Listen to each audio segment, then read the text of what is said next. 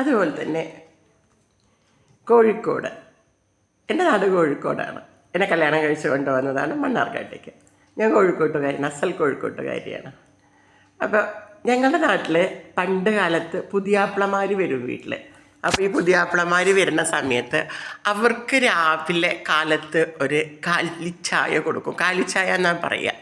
അതിനകത്തൊരു മുട്ടക്കക്കൻ ഉണ്ടാക്കും. മുളകൊക്കെ ഇട്ടിട്ട് വരിഞ്ഞ് അതിനകത്ത് പുരട്ടി ഒരു മുട്ടക്കക്കൻ ഉണ്ടാക്കും.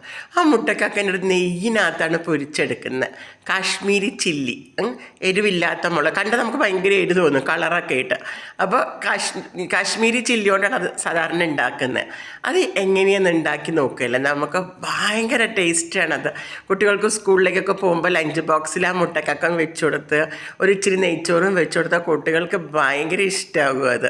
പിന്നെ നമുക്കും അതന്നെ ചപ്പാത്തി, പത്തിരി, പൊറോട്ട അതിലേക്കൊക്കെ നമുക്ക് ആ മുട്ടക്കക്കൻ ഉണ്ടാക്കി കഴിഞ്ഞാൽ ഭയങ്കര ടേസ്റ്റാണ് അതിനകത്ത്. അത് ചൂടോടുകൂടി കഴിക്കണം കേട്ടോ. അപ്പോൾ എങ്ങനെ മുട്ടക്കക്കൻ ഉണ്ടാക്കാൻ നമുക്ക് നോക്കല്ലേ.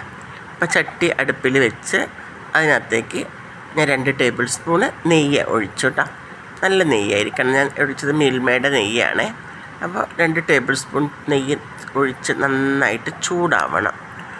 അത് ചൂടായതിന് ശേഷം നമ്മൾ എന്ത് ചെയ്യുക, അതിനകത്തേക്ക് വെളുത്തുള്ളി നമ്മൾ കഴുകിയിട്ട് തൊലി കളയാൻ പാടില്ല കേട്ടോ.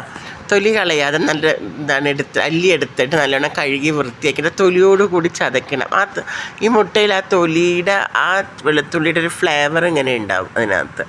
എന്നിട്ട് നമ്മൾ നന്നായിട്ട് ഈ നെയ്യിനകത്ത് നന്നായിട്ട് വാട്ടിയെടുക്കണം.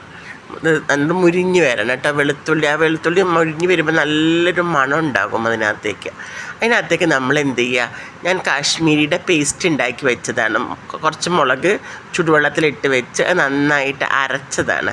അരച്ച ഒരു ശകലം മഞ്ഞപ്പൊടി ഇടും കേട്ടോ. പക്ഷെ ഒരു പിഞ്ച് മഞ്ഞപ്പൊടി ഇടാൻ പാടുള്ളൂ.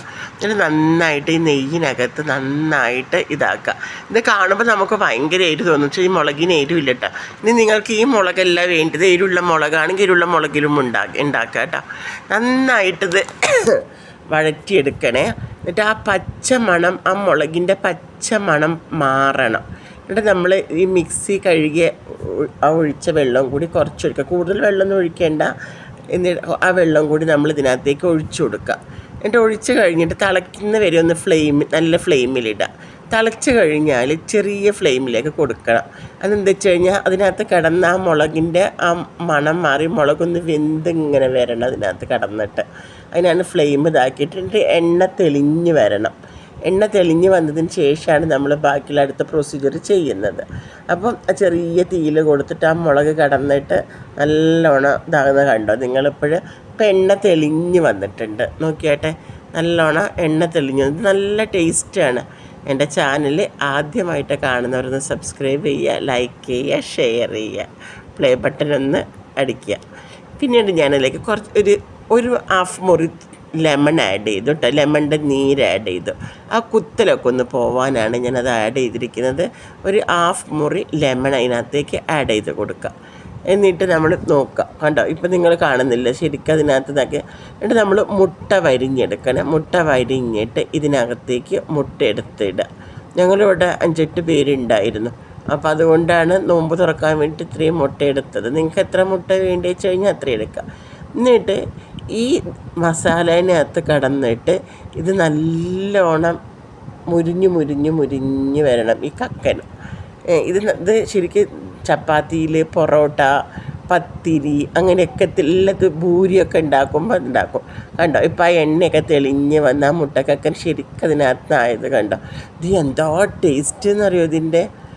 ഇതൊന്ന് ഉണ്ടാക്കി നോക്കണം നിങ്ങളൊന്ന്. നന്നായിട്ട് ആ എണ്ണയിൽ കിടന്നതാവണം കേട്ടോ. കണ്ടോ ഇപ്പം അങ്ങനെ വേറിട്ട് വരുന്നത് കണ്ടോ. ആ മുട്ടക്കക്കൻ്റെ മസാലയിൽ കവർ ചെയ്തു അത്.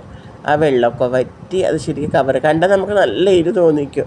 പക്ഷേ എരിവില്ല. നിങ്ങൾക്ക് എരിവാണ് ഇഷ്ടം എന്ന് വെച്ചിട്ടുണ്ടെങ്കിൽ എരിവുള്ള മുളക് പൊടി ഇടണം നിങ്ങൾ കേട്ടോ.